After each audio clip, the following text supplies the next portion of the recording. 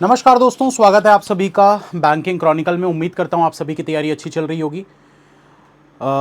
सबसे इम्पॉर्टेंट चीज़ दोस्तों, ये वीडियो को ज़रूर देखिएगा जो बिगिनर्स हैं, क्योंकि एक सवाल अचानक से मुझे जो दिखा, एक स्टूडेंट ने मुझसे पूछा कि सर क्या बिगिनर को इस साल पेपर देना चाहिए। ये बहुत ही पहले तो मुझे शौक लगा कि अगर स्टूडेंट्स ऐसा सोच के एक साल अपना स्किप कर देते हैं कि अभी तो हमारी तैयारी नहीं हुई है, अगले साल देना चाहिए, तो ये बहुत बड़ी मिस्टेक है स्टूडेंट की, ये नहीं करना चाहिए।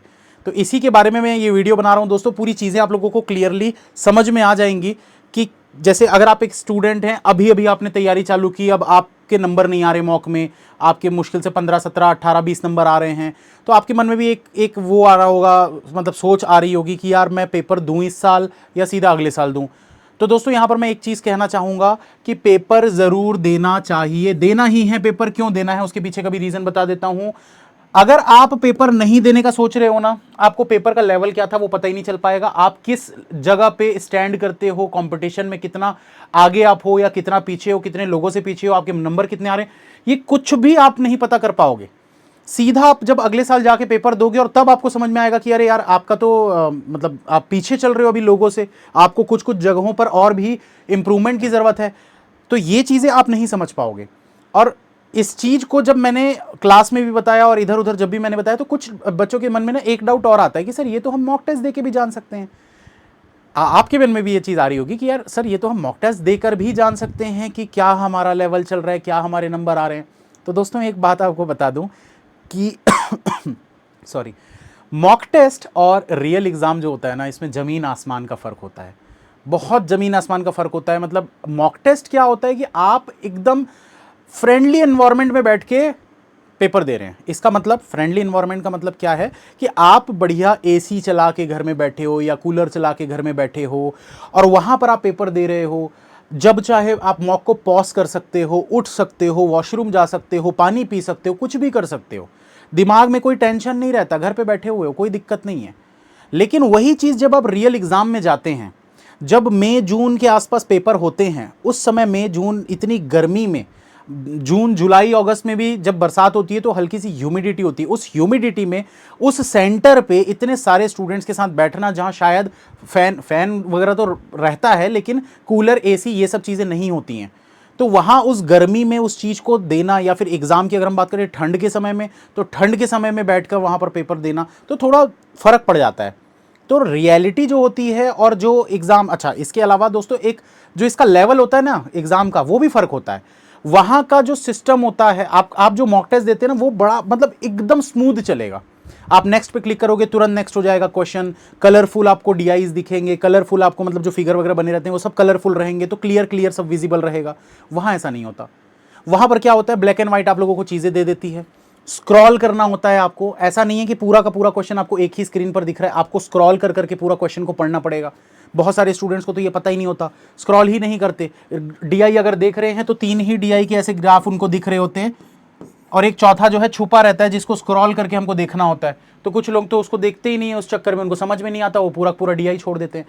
तो इसीलिए अगर आप एक बिगिनर हैं दोस्तों, पेपर देना है। ठीक है, मैं अपना आप लोगों को बताता हूँ। 2016 में जब मैंने स्टार्ट किया था ना, तो मुझे ऐसा लग रहा था कि मैं तो पेपर एकदम यूं ऐसे चुटकियों में क्लियर कर लूंगा। लेकिन जब पेपर देने गया ना, तब समझ में आया कि भैया घर में बैठ के मॉक देना और यहाँ एग्जाम में आने में ज़मीन आसमान का फ़र्क होता है। वहाँ 500 हज़ार की जब भीड़ देखोगे ना आप, तब आपको समझ में आएगा कि यार ये तो इतने सारे हैं। और 500 हज़ार एक सेंटर पे जब होते हैं स्टूडेंट, तो पूरे इंडिया में कितने सारे सेंटर्स हैं और कितने सारे स्टूडेंट्स हैं जो तैयारी कर रहे हैं। दिमाग वहीं पर आपका घूमने लग जाता है कि अरे बाप रे, मैं कहाँ स्टैंड करता हूँ, क्या मैं पेपर क्लियर कर पाऊंगा। इस प्रेशर में जाकर एग्ज़ाम देना बहुत ज़रूरी है दोस्तों, क्योंकि आपको रियलिटी का पता चलेगा, आप कहाँ अभी स्टैंड करते हो, ये चीज़ पता चलेगी। अब बहुत सारे स्टूडेंट्स का ये कहना है सर फीस बहुत ज़्यादा है, 800 साढ़े 800 रुपये हर एक पेपर के फिल करके देना, ये हम अफोर्ड नहीं कर पा रहे हैं। तो दोस्तों मैं यही बोलूँगा, अगर आप अफोर्ड नहीं कर पाते हैं या नहीं कर पा रहे हैं, फाइनेंशियल कंडीशंस अच्छी नहीं है, तो दोस्तों मैं आपको ये बोलूँगा कि आप लिमिटेड पेपर दीजिए, लेकिन पेपर दीजिए, स्किप मत करिए। ठीक है, मैं जैसे कि बहुत सारे एग्जाम्स आते हैं ना, मैं आप लोगों को बोलूंगा आप गिने चुने कुछ एग्जाम दीजिए, जैसे कि 6-7 पेपर होते हैं, बस आप उतने पेपर दीजिए। आरआरबी पीओ और क्लर्क हो गया, इसके अलावा आईबीपीएस पीओ और क्लर्क हो गया, ठीक है, एसबीआई पीओ और क्लर्क हो गया, तो ये 6 पेपर तो आप जरूर दीजिए। आरबीआई असिस्टेंट वगैरह नहीं भी देंगे तो चलेगा। इसमें से भी अगर आप कुछ स्किप करना चाहें तो आप कर सकते हैं, वो आपकी चॉइस है, ठीक है, लेकिन पेपर जरूर दीजिएगा। ये मत सोचिएगा कि पीओ दे देते हैं सर, क्लर्क तो फिर निकल ही जाएगा अगर पीओ दे रहे हैं, तो ऐसा नहीं होता है। क्लर्क और पीओ के पेपर में भी फर्क होता है। क्लर्क का जब आप पेपर देते हैं तो क्लर्क का पेपर बहुत आसान होता है, वहां आपको स्पीड की जरूरत होती है। जैसे आरआरबी क्लर्क की बात करें तो 80 में 80 नंबर लाने वाले का सिलेक्शन होता है, क्योंकि 79.5 कट ऑफ चले जाता है, 78 कट ऑफ चले जाता है। तो इसीलिए आपको दोनों पेपर देने हैं, पीओ भी देना है, क्लर्क भी देना है। आप चाहें तो इसमें कुछ चीज़ों को स्किप कर सकते हैं। अब जैसे बिगिनर्स हैं तो उनके लिए मैं एक चीज़ और बता देता हूं कि सबसे आसान पेपर जो होते हैं वो ये दोनों होते हैं। सबसे आसान क्लियर करने के लिए, अगर आप एग्जाम क्लियर करना चाहते हैं तो सबसे आसान ये 2 पेपर होते हैं जो बड़ी जल्दी आप क्लियर कर सकते हैं। इसके बाद अगर हम बात करें तो ये दोनों पेपर फिर आसान होते हैं, एसबीआई क्लर्क का और आईबीपीएस क्लर्क का। और सबसे हार्ड पेपर में ये दोनों आते हैं। कुछ लोगों को लगता है सिर्फ एसबीआई पीओ हार्ड होता है, ऐसा नहीं है। एसबीआई पीओ अगर शेर है तो आईबीपीएस पीओ सवा शेर है, ठीक है। तो इन दोनों को बिल्कुल भी मतलब आप ये मत सोचिएगा कि ये ज़्यादा वो ज़्यादा, दोनों एक दूसरे से कम नहीं है भैया। एसबीआई जो करता है, आईबीपीएस वाला एक लेवल और बढ़ा करता है, फिर एसबीआई वाला और एक लेवल बढ़ाता है, फिर उसके ये एक और लेवल बढ़ाता है। ये लेवल पे लेवल बढ़ाए जाते हैं और जो स्टूडेंट्स हैं उनकी ऐसी तैसी हो जाती है। तो ये चीज़ दोस्तों बिल्कुल दिमाग में रखिए, बिगिनर हैं, पेपर देना ही है। ये बिल्कुल गलतफहमी मत लेके आइएगा कि हम ये पेपर नहीं देते।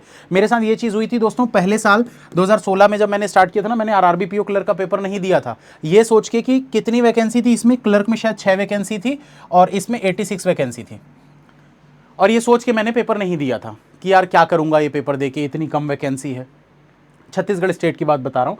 तो 6 वैकेंसी इसमें थी, इसमें 86 वैकेंसी थी, और मैं यही सोच के पेपर फिल नहीं किया कि यार क्या करूँगा पेपर देके, जबकि मैं पेपर आराम से निकाल लेता। हालांकि अच्छा हुआ, अगर मैं निकाल लिया होता तो आज फिर मैं यहाँ नहीं होता, ठीक है। अगले साल जब मेरा निकला उसके बाद तक मेरा यूट्यूब चालू हो चुका था, तो फिर मैंने छोड़ के यूट्यूब को ही अपना करियर बना लिया, टीचिंग को अपना करियर बना लिया। लेकिन अगर उस साल निकल जाता तो उस साल तो मेरे पास यूट्यूब चैनल भी नहीं था, फिर मैं टीचिंग लाइन पर आ ही नहीं पाता। तो जो होता है अच्छे के लिए होता है बोलते हैं, बस वही चीज़ मेरे साथ हुई है। तो आपके साथ भी जो होता है अच्छे के लिए होता है, इसलिए जानबूझ के पेपर को मत छोड़िए दोस्तों। पेपर दीजिए, नहीं होगा नहीं होगा, होना होगा हो जाएगा, ये सोच के पेपर दीजिए, एक्सपीरियंस लीजिए। वो जो लाइन है ना, एक बार फिर से मैं आप लोगों को याद दिला देता हूँ, जो नए बच्चे हैं उनके लिए ये लाइन तो नई ही होगी, पुराने वालों के लिए शायद रिपीटेड होगी। क्यों डरें कि ज़िंदगी में क्या होगा, क्यों हर वक्त सोचें कि बुरा होगा, बढ़ते रहें बस अपनी मंजिलों की ओर, कुछ ना भी मिला तो क्या, तजुर्बा तो नया होगा। तो अगर आप पेपर क्लियर नहीं भी कर पाएंगे तो कम से कम आपको एक एक्सपीरियंस मिल जाएगा कि पेपर कैसा आता है, कैसे देना है, क्या करना है, कौन से क्वेश्चन छोड़ने हैं, कौन से क्वेश्चन बनाने हैं, ये सारी चीज़ों के बारे में आपको पता चलेगा। तो पेपर ज़रूर दीजिए दोस्तों, मिस नहीं करना है। और क्या मिस नहीं करना है, चैनल को सब्सक्राइब, नीचे लाल कलर का बटन दिख रहा है उसको तोड़ दो जल्दी से, और घंटी बजा दो, ठीक है, ताकि जितने भी वीडियोस हैं उनकी नोटिफिकेशन आपको मिलते रहे। प्रैक्टिस करना है दोस्तों, तो प्रैक्टिस करने के लिए टारगेट बैच से बेस्ट आपको और कोई जगह नहीं मिल सकती। टारगेट बैच आप सर्च कीजिए, गूगल पे लिखोगे टारगेट बैच, आपको मिल जाएगा targetbatch.in। ये वेबसाइट पर जाकर आप इसका सब्सक्रिप्शन भी ले सकते हैं। इस पर डिस्काउंट भी चल रहा है दोस्तों, आप AL50 यूज़ कर लीजिएगा, 50% का डिस्काउंट आपको मिल जाएगा, ठीक है। अगर आप पढ़ाई करना चाहते हैं, पेड क्लासेस लेना चाहते हैं, तो यस ऑफिसर पर जाकर आप ले सकते हैं, yesofficer.com, ठीक है। इस पर आप लोगों को डिस्काउंट के लिए AL10 कोड इस्तेमाल करना है। यहाँ पर अनलिमिटेड PDF मिलते हैं प्रैक्टिस करने के लिए। और टेलीग्राम चैनल ज्वाइन कर लीजिए @bankers10, ये टेलीग्राम चैनल है, इसको ज्वाइन कर लीजिएगा। इसमें आप लोगों को सारी क्लासेस के नोटिफिकेशन, लिंक्स और डेली चेकलिस्ट मिलती है प्रैक्टिस करने के लिए। मिलते हैं दोस्तों फिर नेक्स्ट वीडियो में। कोई भी आप लोगों का डाउट हो इस तरीके का, बैंकिंग एग्जाम्स में कैसे करना है, कुछ मतलब होता है ना, नए स्टूडेंट होते हैं तो बड़े बहुत सारे डाउट होते हैं कि ये क्या करना है, कैसे करना है, कहाँ से करना है। तो कुछ भी डाउट हो नीचे कमेंट करके ज़रूर दोस्तों पूछ लीजिएगा। कमेंट का रिप्लाई मिले या ना मिले, लेकिन वीडियो ज़रूर मिल जाएगा अगर आपका यूनिक डाउट होगा, जो मतलब अभी तक मैंने वीडियो नहीं बनाए होंगे। ऐसा अगर कुछ डाउट होगा तो आप लोगों को डेफिनेटली उस पर वीडियो आने वाले 2 से 3 दिनों के अंदर मिल जाएगा। तो कमेंट करके अपना डाउट ज़रूर पूछ लीजिएगा दोस्तों। मिलते हैं फिर नेक्स्ट वीडियो में। Thank you, bye, all the best, you can and you will, अगर आप चाहें तो।